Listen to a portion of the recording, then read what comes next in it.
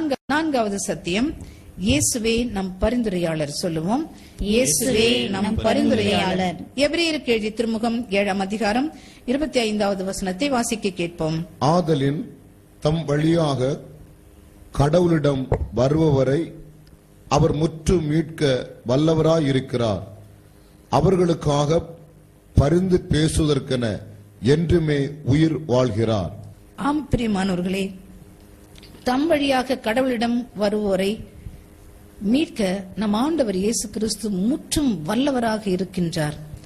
அவர்களுக்காக பரிந்து பேசுவதற்கு என்றே அவர் என்றும் உயிர் வாழ்கின்றார். அன்பார்ந்தவர்களே, சற்று கண்களை மூடி நீங்கள் அவரை தரிசிப்பீர்கள் என்றார் பிதாவின் பலப்பக்கத்திலே அமர்ந்து கொண்டு இடைவிடாமல் நமக்காக பரிந்து பேசிக் கொண்டே இருக்கின்றார் நம் உயிருள்ள தெய்வம் Yesu Kristu. Praise the Lord, praise the Lord, hallelujah, hallelujah. அன்பார்ந்தவர்களே, நீங்கள் மீட்படைய விரும்பினால் ஆண்டவர் இயேசு கிறிஸ்து வழியாக மாத்திரம் செல்ல வேண்டும். நம்முடைய தேவைகள், நம்முடைய கஷ்டங்கள், துன்பங்கள், ஏக்கங்கள், பெருமூச்சுகள் எல்லாவற்றையும் அறிந்தவர் நம் ஆண்டவர் இயேசு கிறிஸ்து ஒருவர் மாத்திரம்தான். நமக்காக பரிந்து பேசுவதற்காகவே அவர் என்றும் உயிர் வாழ்கின்றார். Praise the Lord, praise the Lord, hallelujah, hallelujah. உங்களுடைய சுமைகள், பாவ பாரங்கள், பலு, வாழ்க்கையின் கஷ்டங்கள் எல்லாவற்றையும் அவர் பாதத்திலே இறக்கி வைத்து விடுங்கள். உங்கள் மேல் அவருக்கு அக்கறை உண்டு. அல்லேலூயா, ஹல்லேலூயா, அல்லேலூயா, ஹல்லேலூயா, அல்லேலூயா, ஹல்லேலூயா. யோவான் எழுதிய முதல் திருமுகம் 2ஆம் அதிகாரம் 1-2 வசனங்களை வாசிப்போம். என் பிள்ளைகளே, நீங்கள் பாவம் செய்யாதிருக்க வேண்டுமென இதை நான் உங்களுக்கு எழுதுகிறேன். ஆயினும் ஒருவர் பாவம் செய்ய நேர்ந்தால் தந்தையிடம் பரிந்து பேசுபவர் ஒருவர் நமக்கு இருக்கிறார். அவரே மாசற்ற இயேசு கிறிஸ்து. நம் பாவங்களுக்கு கழுவாய் அவரே. நம் பாவங்களுக்கு மட்டுமல்ல, அனைத்துலக பாவங்களுக்கும் கழுவாய் அவரே. பிரியமானவர்களே, நாம் கடவுளின் பிள்ளைகளாக இருப்பதால் நாம் பாவம் செய்யக்கூடாது என்று யோவான் நமக்கு அறிவுரை கூறுகின்றார். அப்படி நாம் பாவம் செய்ய நேர்ந்தால் நமக்காக பரிந்து பேச மாசற்ற இயேசு கிறிஸ்து நமக்கு இருக்கிறார் என்றும் சொல்கின்றார். ஒருவரும் அழிந்து போகாமல் நித்திய ஜீவனை பெற்றுக்கொள்ள வேண்டும் என்று மனிதனாய் பிறந்த அவர், ரத்தம் சிந்திய அவர், ஒருவர் கூட நித்திய வாழ்வை இழந்து நித்திய நரகத்திற்கு போகக்கூடாது என்று அவர் இடைவிடாமல் தந்தையை பார்த்து பரிந்து பேசிக் கொண்டே இருக்கின்றார். தந்தையை பார்த்து உயிரோடு பரிந்து பேசுகின்ற இயேசு என்ன சொல்லி ஜெபிக்கிறார்? தந்தையே, இந்த மக்களுக்காக நான் ரத்தம் சிந்தி இருக்கின்றேன், பாடுகள் பல அனுபவித்திருக்கின்றேன். நான் சிந்திய ரத்தத்தை முன்னிட்டு இவர்களுக்கு பாவ மன்னிப்பு வழங்கும். இவர்கள் செய்த அநேக பாவங்களை, எல்லா பாவங்களையும் மன்னித்தருளும் என்று சொல்லி இடைவிடாமல் நமக்காக பெருமூச்சுகளோடு தந்தையை நோக்கி பரிந்து பேசி ஜெபித்துக் கொண்டே இருக்கின்றார்.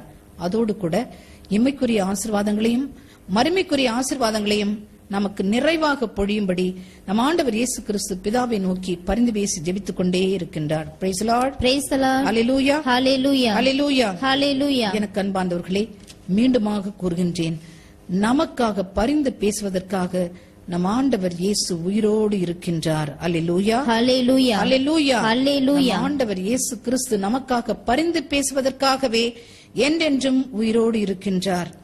பிரியமானவர்களே, மரித்து போனவர்கள் ஒரு நாளும் நமக்காக பரிந்து பேசி ஜெபிக்கவே முடியாது. மரித்து போனவர்கள் நல்லவர்களாயிருந்தால் விண்ணகம் போய் சேர்வார்கள், அவர்கள் தீயவர்களாயிருந்தால் நரகம் போய்விடுவார்கள்.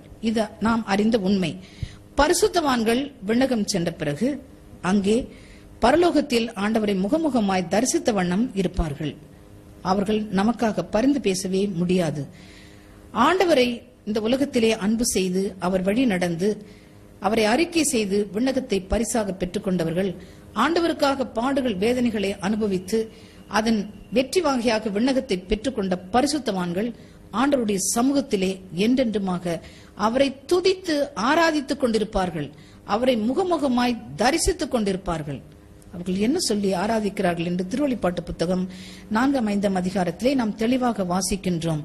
பரிசுத்தர், பரிசுத்தர், பரிசுத்தர், எல்லாம் வல்ல கடவுளாகிய ஆண்டவர் பரிசுத்தர், இருந்தவரும் இருக்கிறவரும் இனி வரவிருக்கிறவரும் எல்லாம் வல்லவரும் அவரே, அவரே பரிசுத்தர், சகல துதி கன மகிமை ஆராதனை எல்லாம் அவருக்கே உரியது என்று சொல்லி இடையறாது ஆண்டவரை பாடி துதித்து போற்றிக் கொண்டே இருக்கின்றார்கள். அல்லேலூயா, ஹல்லேலூயா, அல்லேலூயா, ஹல்லேலூயா. இந்த பரிசுத்தவான்களுக்கு பூமியில் என்ன நடக்கிறது என்று தெரியாது பிரியமானவர்களே.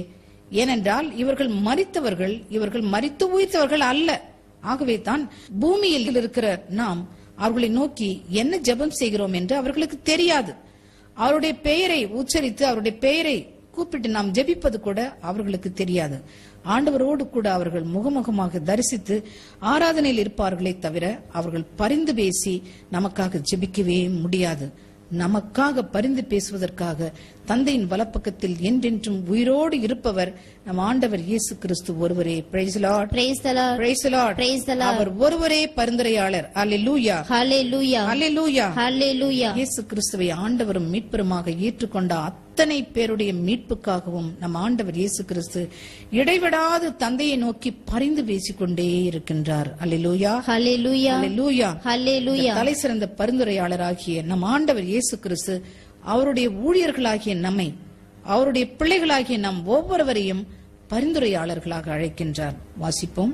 ரோமியருக்கு எழுதிய திருமுகம் 8ஆம் அதிகாரம் 34வது வசனம். அவர்களுக்கு யார் தண்டனை தீர்ப்பு அளிக்க இயலும்?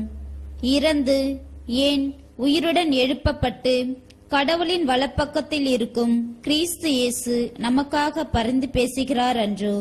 பிரியமானவர்களே, நம் ஆண்டவர் இயேசு கிறிஸ்து சர்வ வல்லவர். நம்முடைய தேவைகள் எல்லாவற்றையும் சந்திக்க வல்லவராயிருக்கின்றார். அவர் நமக்கு பரிந்துரையாளராக இருக்கும் பொழுது நாம் வேறு யாரை பரிந்துரைக்க நாம் தேட வேண்டும்? அவர்களையும் இவர்களையும் அங்கும் இங்கும் பரிந்து பேசி ஜெபிக்கும்படி ஓடவே ஓடாதீர்கள். நம் ஆண்டவரை பற்றி கொள்ளுங்கள். அவர் ஒருவரே நமக்கு போதுமானவர். அல்லேலூயா. ஹல்லேலூயா. அல்லேலூயா. ஹல்லேலூயா. இன்று அவரில் விசுவாசம் கொள்ளும் நாம் அனைவரும் அவரை மாத்திரம் பற்றி கொண்டு, அவரை மாத்திரம் வழிபட்டு, அவரை மாத்திரம் நாம் அறிக்கை செய்யாதபடி சாத்தான் இன்று கங்கணம் கட்டிக்கொண்டு திரிகின்றான். 2 கொரிந்தியர் 4ஆம் அதிகாரம் 4வது வசனத்தை வாசிக்க கேட்போம். இவ்வுலகின் தெய்வம் நம்பிக்கை கொண்டிராதோரின் அறிவு கண்களை குருடாக்கி விட்டது. எனவே அவர்கள் கடவுளின் சாயலாய் விளங்கும் கிறிஸ்துவின் மாட்சி பொருந்திய நற்செய்தி ஒளியை காண முடிவதில்லை. ஆம் பிரியமானவர்களே, இன்று மக்கள் நற்செய்தியை கேட்டு மனம் திரும்பி விடாதபடி, பாவ மன்னிப்பின் நிச்சயத்தை பெற்றுக் கொள்ளாதபடி, பரலோக வாழ்வை சுதந்திரித்துக் கொள்ளாதபடி, இவ்வுலகின் தலைவன் நற்செய்தியின் ஒளியை காணாதபடி மனிதர்களுடைய கண்களை, அறிவு கண்களை குருடாக்கி விட்டான். இதிலும் பரிதாபம் என்னவென்றால் ஊழியக்காரர்களுடைய அகக்கண்களை அவன் குருடாக்கி இருக்கின்றான். பிரியமானவர்களே, காலம் நிறைவேறிவிட்டது என்பதற்கு இது ஒரு அடையாளம். இதை நீங்கள் உணர்ந்தவர்களாக சாத்தானால் வஞ்சிக்கப்பட்டு போய்விடாதீர்கள். இறை வார்த்தையை, வாழ்வு தரும் வார்த்தையை இரவும் பகலும் வாசியுங்கள். வாசித்த இறை வார்த்தையை தியானியுங்கள், அதை வாழ்வாக்குங்கள், இடைவிடாமல் துதியுங்கள். அப்பொழுது நீங்கள் சாத்தானை முறியடிக்கலாம், நிலை வாழ்வை உரிமையாக பெற்றுக் கொள்ளலாம். நம் ஆண்டவர் இயேசு கிறிஸ்து சொல்கின்றார், நான் தரும் வார்த்தை உங்களுக்கு வாழ்வளிக்கும் உணவாகும் என்று சொல்கின்றார். அந்த வார்த்தையை, இறை வார்த்தையை இரவு பகலாக வாசித்து நிலை வாழ்வை பெற்றுக் கொள்வோம். Praise the Lord. Praise the Lord. Hallelujah. Hallelujah. Hallelujah. Hallelujah.